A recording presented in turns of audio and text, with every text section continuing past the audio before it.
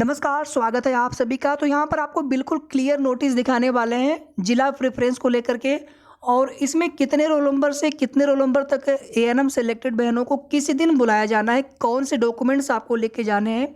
जो कुल 5 ज़िले आपको भरने हैं, इसमें 3 ज़िला तो आप कोई भी भर सकते हैं और ये 3 ज़िले आप वही देंगे जो ज़िला आप बिल्कुल फर्स्ट प्रेफरेंस पे चाहते हो। उसमें पहले नंबर पे उसको डाल देंगे, सेकंड प्रेफरेंस पर उसको डाल देंगे जो दूसरा ज़िला चाहते हो। अगर पहले ज़िले में ना मिल पाई सीटें तो इसके बाद तीसरा ज़िला, चौथे और पाँचवें नंबर पर आपको एक ज़िला, आकांक्षी ज़िले जितने हैं उत्तर प्रदेश में उनमें से एक ज़िला डालना है। यहाँ पर आपको लिस्ट दिखाएंगे अभी कौन कौन से ज़िले एस्पिरेशनल आकांक्षी ज़िले के अंतर्गत आते हैं और कौन से ज़िले बुंदेलखंड संभाग के अंतर्गत आते हैं।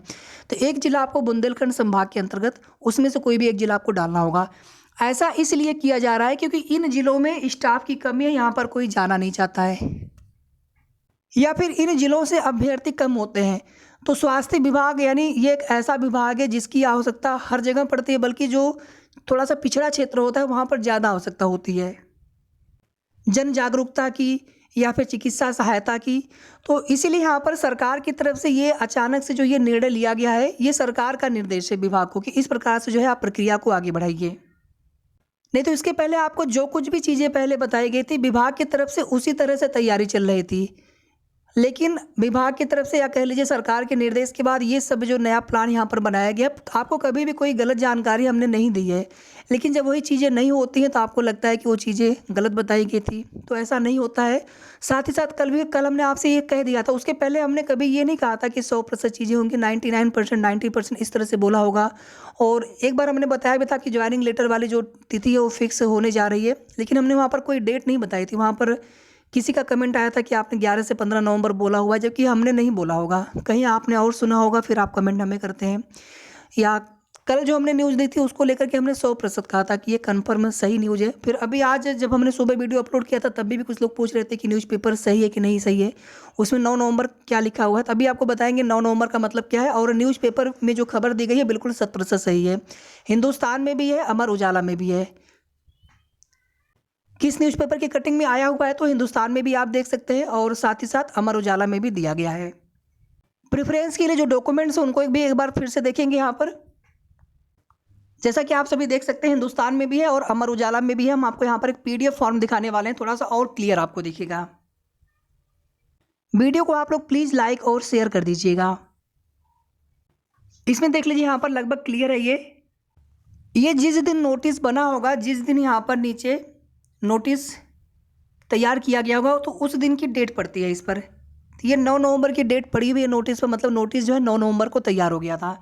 इसके बाद कल की डेट में इसको न्यूज़पेपर वालों को दिया गया था पब्लिश करने के लिए और आज हम लोग इसे न्यूज़पेपर में देख पा रहे हैं 11 नवंबर को। तो 9 नवंबर से आप कन्फ्यूज मत होइएगा, ये बिल्कुल आज की खबर है, सही खबर है।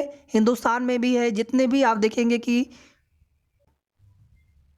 जिनके माध्यम से या जिन न्यूज़पेपर के माध्यम से सभी तक जानकारी पहुंच सकती है वहाँ पर ये न्यूज़ जो है ये नोटिस दिया हुआ है पब्लिश करने के लिए। और नीचे आप देख लेंगे इसमें औपबंधिक का मतलब है प्रोविजनल की 1622 बहनों को इसमें शामिल नहीं किया गया, प्लस जो 20 विधेयक की एएनएम बहनें सिलेक्टेड उनको भी इसमें शामिल नहीं किया गया है इस जिला प्रेफरेंस वाले कार्यक्रम में। इसमें केवल और केवल 7100, एक दिन हम 7189 आपको एक डाटा बता रहे थे तो आप लोग पूछ रहे थे कि 7189 का डाटा आप कहाँ से बता रहे हैं। जितने भी फ्रेश सेलेक्टेड एएनएम बहन है 7189 है, इसमें आप 1622 और विधेयक की 20 पूरा टोटल देखेंगे आप तो आपको 8831 का पूरा डाटा मिल जाएगा जो फाइनल मेरिट लिस्ट है आपकी एएनएम की। और यहाँ पर देखेंगे 3 तो आप अपनी इच्छा से कोई भी जिला दे सकते हैं और ये 3 जिले आपको ऐसे देना होगा जो बिल्कुल आपकी प्रायोरिटी में हो कि हमें इन्हीं में से कोई एक जिला मिल जाए। उसके बाद चौथे नंबर पर या तो महत्वाकांक्षी जिले में से कोई भी एक जिला डाल दीजिए या फिर बुंदेलखंड वाले में क्षेत्र में से, और इसी तरह से 5वें पर कोई एक डाल दीजिए इन दोनों में से। इन दोनों को चौथे और 5वें पर रखना है। एक बार हम जिला देख लेते हैं फिर वापस हम आएंगे शेड्यूल के ऊपर बात करेंगे और डॉक्यूमेंट्स को लेकर के भी। सबसे पहले यहाँ पर देख लीजिए बुंदेलखंड संभाग में बुंदेलखंड क्षेत्र में कौन कौन से जिले आते हैं। जालौन, हमीरपुर, ललितपुर, झांसी, बांदा, महोबा और चित्रकूट, कुल 7 जिले हैं यहाँ पर बुंदेलखंड क्षेत्र से। और जो एस्पिरेशनल डिस्ट्रिक्ट होते हैं हर राज्य में होते हैं कुछ न कुछ, अपने उत्तर प्रदेश में टोटल 8 जिले महत्वाकांक्षी वाले हैं। तो आपको इन 7 जिलों में से एक जिला आपको देना ही देना पड़ेगा। आप ना भी चाहेंगे तो भी आपको देना होगा। टोटल 5 जिले जो आपको प्रेफरेंस में भरने होंगे। तो चौथे और पाँचवें नंबर पे आपको जो है इन दोनों को रखना है, और एक जिला आपको महत्वाकांक्षी में से रखना है। तो एक बार जिला आप ये जरूर देख लीजिएगा, बाकी आप चाहे तो इसकी स्क्रीनशॉट लेकर के रख लीजिएगा। कुल 7 जिले आते हैं बुंदेलखंड क्षेत्र में, जालौन, हमीरपुर, ललितपुर, झांसी, बांदा, महोबा, चित्रकूट। जो जिले पिछड़े हैं यहाँ पर, जहाँ पर विकास नहीं हो पा रहा है महत्वाकांक्षी के अंतर्गत, या फिर जो बुंदेलखंड क्षेत्र प्रभाग है, तो वहाँ पर भी स्वास्थ्य की स्थिति बेहतर बन सके, तो इसलिए इन जिलों को भी ऑप्शन में रखा जा रहा, ताकि यहाँ पर भी जो है बराबर स्टाफ की नियुक्ति हो सके, बराबर एएनएम सेलेक्टेड एएनएम बहनों की नियुक्ति हो सके। ये जो है महत्वाकांक्षी जिले हैं, जो एस्पिरेशनल डिस्ट्रिक्ट है उत्तर प्रदेश के, ये कुल 8 महत्वाकांक्षी जिले हैं। ध्यान से आप देख लीजिएगा, बहराइच, बलरामपुर, चंदौली, चित्रकूट, फतेहपुर, श्रावस्ती, सिद्धार्थनगर, सोनभद्र। ये ऐसे ज़िले हैं कि इन ज़िले की भी जो सिलेक्टेड अभ्यर्थी होते हैं वे चाहते हैं कि हमें कोई दूसरा ज़िला मिल जाए। इस तरह से कई भर्तियों में देखने को मिलता है, तो यहाँ पर स्टाफ की कमी रह जाती है। तो इसलिए यहाँ पर इस प्रकार का ये परिवर्तन किया गया है कि प्रेफरेंस पहले लिया जा रहा है, वो भी प्रेफरेंस ऑफलाइन तरीके से, जबकि ये ऑनलाइन तरीके से होता तो ज़्यादा अच्छा होता। तो कुल ये 8 ज़िले हैं, इन्हें आप इसकी भी आप चाहे तो स्क्रीनशॉट ले सकते हैं। एक बार और यहाँ पे आप देख लीजिए, बहराइच, बलरामपुर, चंदौली, चित्रकूट, श्रावस्ती, सिद्धार्थनगर, सोनभद्र, फतेहपुर, कुल 8 महत्वाकांक्षी जिले हैं। तो यहाँ पर आपको क्लियर हो गया कि महत्वाकांक्षी जिले के अंतर्गत कौन है और बुंदेलखंड क्षेत्र के अंतर्गत कौन कौन से जिले आते हैं। तो 7 जिले बुंदेलखंड संभाग के अंतर्गत और 8 जिले महत्वाकांक्षी जिले के अंतर्गत।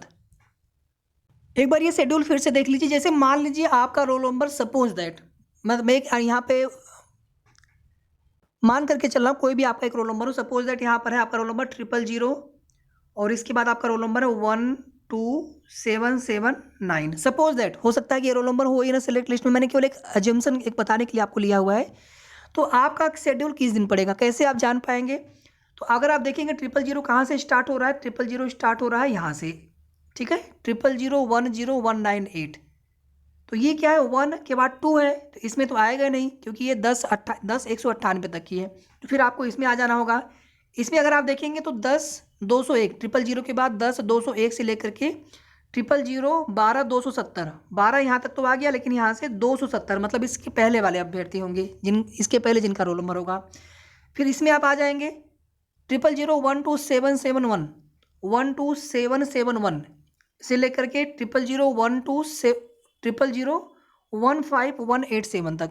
अगर आप देखेंगे तो इसके बीच में ये वाला रोल नंबर आ जाएगा, इस वाले कॉलम में, मतलब इस वाले कॉलम में, यानी 22 तारीख को जिनका भी ये रोल नंबर होगा उनको 22 तारीख को जाना होगा प्रेफरेंस के लिए।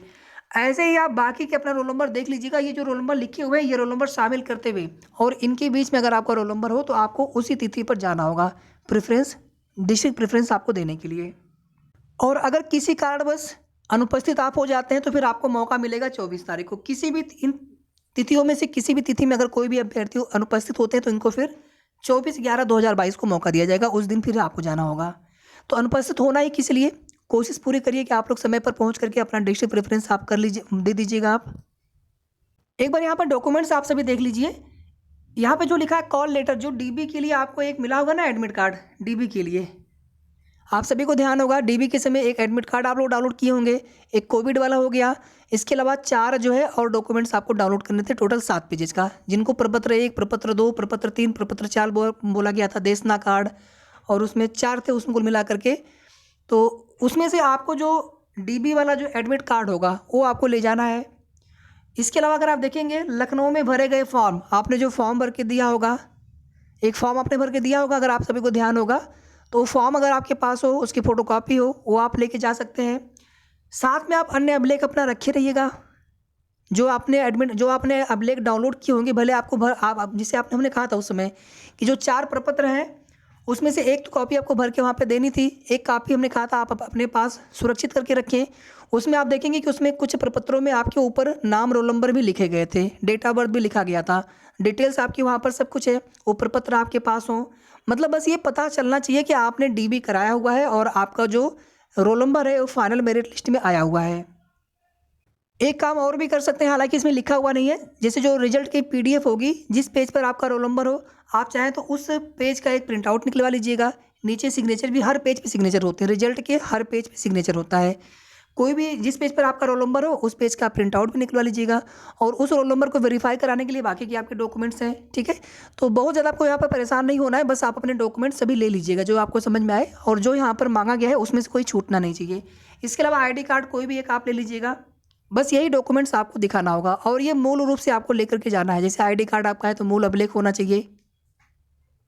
अगर बात कर लें ज्वाइनिंग कब तक हो सकती है, तो आप लोग दिसंबर फर्स्ट वीक ऑनवर्ड्स मान के चले, मतलब 1 दिसंबर के बाद कभी भी ज्वाइनिंग लेटर आप सभी को मिलने शुरू हो जाएंगे।